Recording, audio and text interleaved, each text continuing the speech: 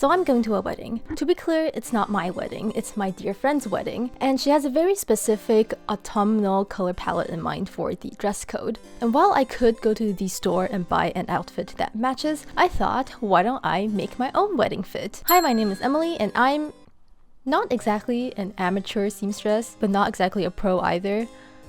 I'm an intermediate seamstress, let's just call it that. A mid-seamstress, if you will. Hi, my name is Emily, and I'm a mid-seamstress. Alright, let's freaking go.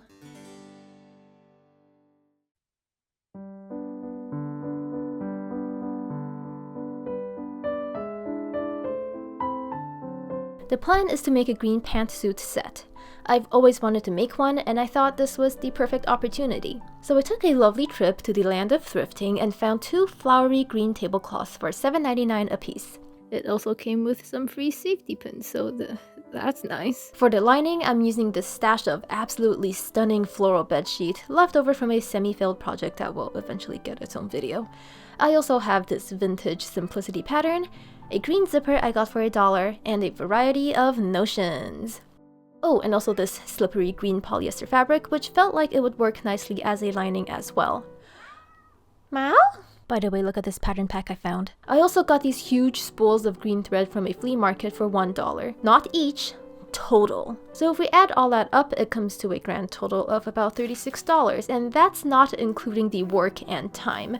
At this point in the project, I do find myself wondering if all of this is even worth it. I could probably thrift a nice green suit with the same amount of money and save myself all the trouble. But also, think of it this way. Could I use $36 to buy a suit that is this specific shade of green and floral themed and with a cool lining and in my exact size? I don't think so. And also, this would be a nice learning experience. I can't advance to pro seamstress if I don't challenge myself like this once in a while. Actually, first, before I cut anything out, I have to do the very important task of stitch ripping the entire hem so I have the maximum amount of fabric to work with. And also, I had to tape up this shortening line. Because seriously, who does this pattern think I am? Nicolas Cage? Look at them. Just gals being pals. Look at how much more material we have to work with. 3 hours of stitch ripping and ironing later, this is how everything is looking. My hope is that I'll be able to fit the pants and the blazers onto this one piece of fabric, but there's no guarantee of that, so I'm just gonna see what happens. Hey Milo! Also, I'm going to cut the pocket facing out of polyester slippery material, and also maybe half of this one, because this fabric I'm afraid will get snaggy, and I don't really want the things in my pocket to get stuck on the thread. With everything positioned on the main fabric, I finally started pinning everything down and cutting them out. And here you can see I did, in fact, redraw the pocket piece so that the exposed bit will be that flowery material, while the inner bit will be that slippery polyester. By the way, if your name was Polyester, would your nickname be Polly or Esther? Discuss in the comments below. Nice. So here's the front pants, back pants, and then the pocket pieces, and then this thing, whatever that's for. The only thing I haven't cut out is the waistband, and that's because I want to lay out all the blazer pieces as well on the leftover fabric just to see if I could feasibly get everything on this one piece. This may take some intense Tetrising to figure out. There's also this piece, but I don't know what it is. I understand. And that's precisely why you should read all the instructions beforehand. I do believe we have something figured out, and I can in fact fit the waistband on there. Waistband cut out, and now it's time to cut out the rest of the pieces.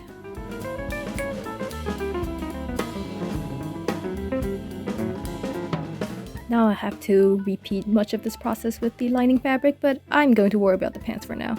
This is the mess I left on the floor, and this is how much fabric I have left. First things first, I'm going to sew these together, and then making sure it's still the same size as the pattern piece. Finished the edges, all pressed and nice and flat, but I'm going to top stitch this because this polyester material seems to not want to stay in place. Top stitched, and now I'm going to pin the inner pocket to the outer pocket. The key to a professional looking garment, I discovered, is blanket stitching all the raw edges. Or better yet, use a serger, which is something I don't have. But just look at how crisp this pocket looks. Will anybody else see this? No. Will I secretly be giggling to myself about how clean the pocket edges are? Oh yeah, baby. Anyway, next I have to baste the top and bottom of the pocket, and here is a preview. Ooh, pocket. Then I did some stuff, made a fly, looked at the instructions, and that looks like the dangerous equipment. And then zipper. Ta-da! I'm sorry, I just really didn't know how to explain what I was doing here. Got a little precarious with the edge stitching here, but it seems to all be holding. Honestly, I'm pretty impressed with myself because I've never made pants with pockets and zippers before.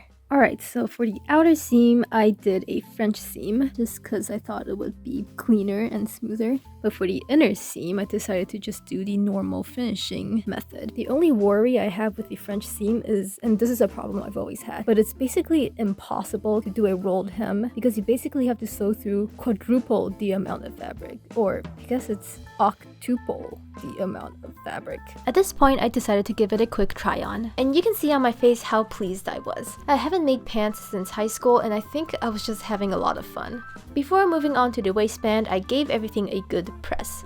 Since this is a tablecloth and not really a fabric meant for clothes, it did not like holding its shape after being ironed.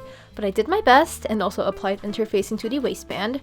I pinned that onto the pants, and since it was pretty late into the night, I set everything aside for the next day. I'm just kidding, I just sewed very, very quietly.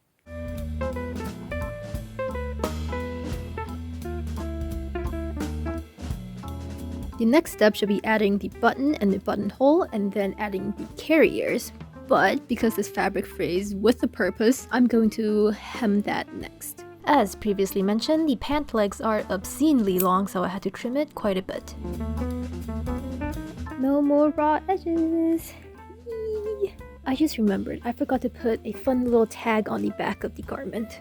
So I do have a collection of them over here, woven in the British Isles, 100% wool, especially handmade by Grandma. If I put any of these on my pants, it wouldn't be true, but it would be cool. There's that tag, made specially for you by Mother.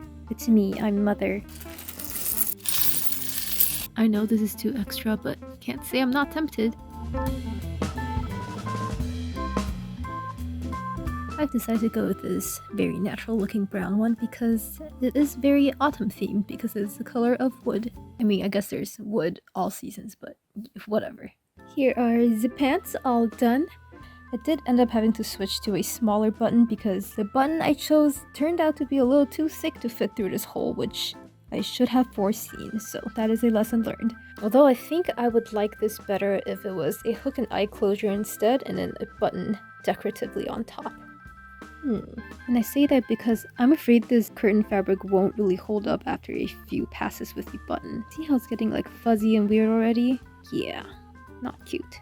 But otherwise, it feels pretty good. It feels a little tight around the tush because I think this pattern was meant for a slightly stretchy fabric, and this curtain fabric is definitely not stretchy at all. But you know, I can move around in it. It's not like I feel like it can rip at any moment or anything. So yeah. I'm gonna stitch these on as a test. It's reversible, so if I end up not liking it, I can just take it off. This is with the hook and eye closure, and it already feels so much neater. Let me try doing some squats. Seems to be holding up. Okay, now I just have to add the decorative button on top to cover this buttonhole I made. Here is the decorative button sewn on, and that should actually be the last step of the pants.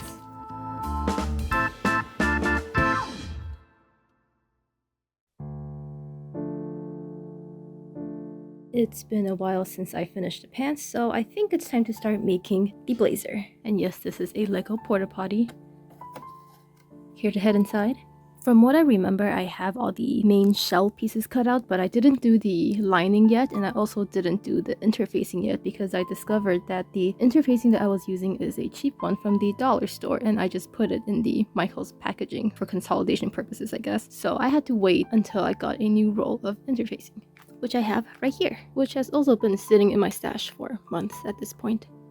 I hope I still remember how to sew. Before we get to working on this, I just want to show you this very cool pile of frames I got at the thrift store yesterday. All of this for $6.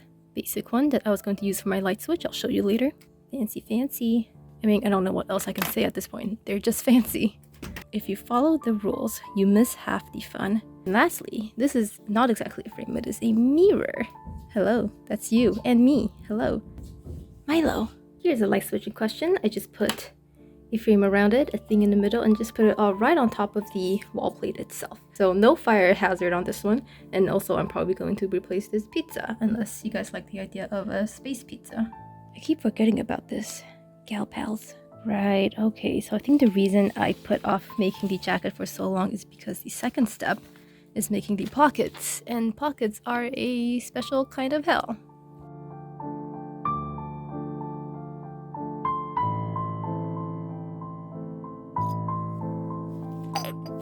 You know, now that I'm thinking about it, I think this is supposed to be the front side and this stripy one is supposed to be the back side. But for the pants, I used this stripy bit as the front because I like the way that looked better, but... Actually, there is no but. The back side is shinier and fancier, and the front side is dull and drab. I rest my case. They stitched along the neck hole and the sides, and now to attach the sides to the front.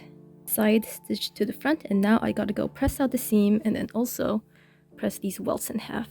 I need to get better at stay stitching because you can see how much of it is poking outside of the seam itself. Anyway, time for pockets. Okay, so I think I didn't cut out the pocket pieces yet, so let's go do that. I don't know how Nikola Tesla feels about me using him as a trash can, but he was the vessel closest to me.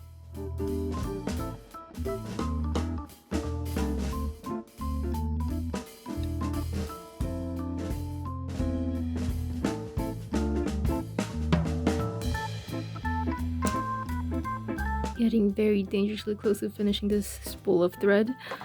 I just need to finish sewing these welts, please. I'm finished the welts. This is how much thread we have left. I was going to say that making this welt pocket is not as confusing as it should have been because I have made a welt pocket before. But no, this is definitely very confusing. I just don't understand. I don't understand. What am I doing wrong? It simply does not add up. Is there supposed to be a secret hole down there? Mika, guide me. I think I found the secret hole. Oh my god, it worked. Yay. So that's finally all done. You know what the best part is? I have to do that all again. This side looks pretty good. Minimal amount of puckering, and so I decided to go ahead and put the inner pocket.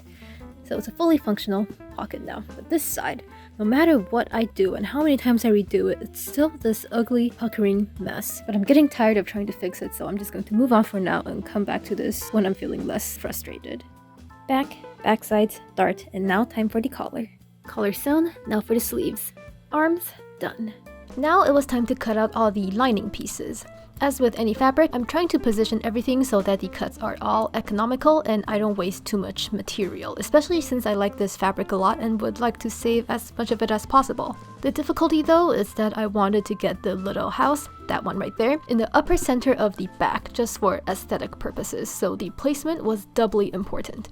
And as you can see, my cat was a very helpful little assistant. Mika, your big butt is in the way. In some areas, I did have to cheat a little and place the pattern piece slightly off the fabric direction and also eat a bit into the seam allowances, but hey, it all worked out in the end. Back, side fronts, side backs, and sleeves. So I missed this very important piece of information where I'm supposed to trim 1 inch away from the bottom of PAX, FX, and GX. Everything is altered. Let's put the lining together. Darts, pleat, stay stitch. I just don't understand why I'm cutting 1 inch away from all the pieces except the jacket side back. Is there some instruction as to why that is?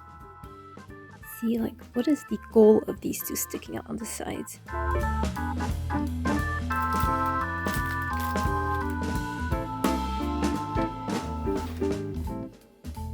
Please pause for a second while I look for the pattern piece. Found it!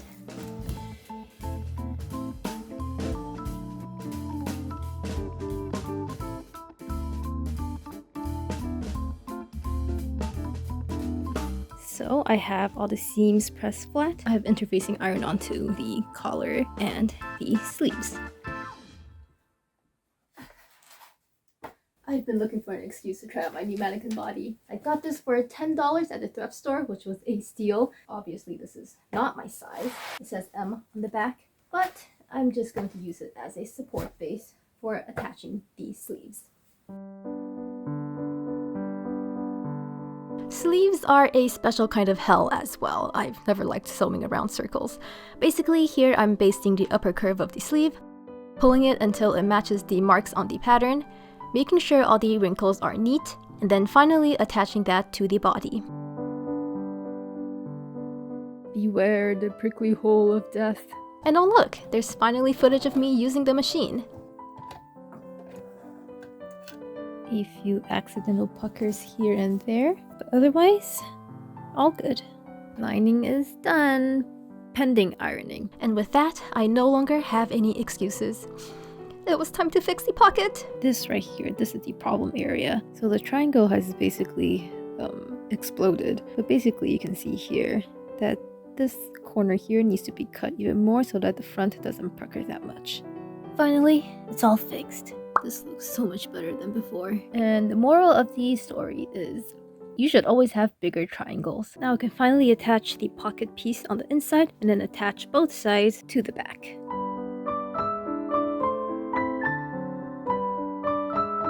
So I decided to put on the arms first. Obviously this all needs a bit of good ironing, especially the collar here because of how puffy it is, but otherwise it's looking pretty good and I just need to attach the lining in it. And if you're at all confused about what you're looking at, so am I.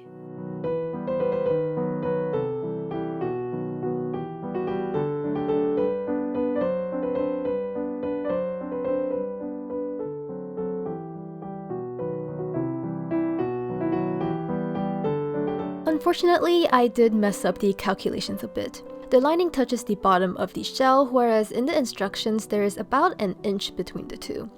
All things considered, it's a pretty small mistake, but I guess it does mean that I'm not all that good at following instructions. Anyway, I stitched up the bottom and finally eliminated all those nasty fraying edges.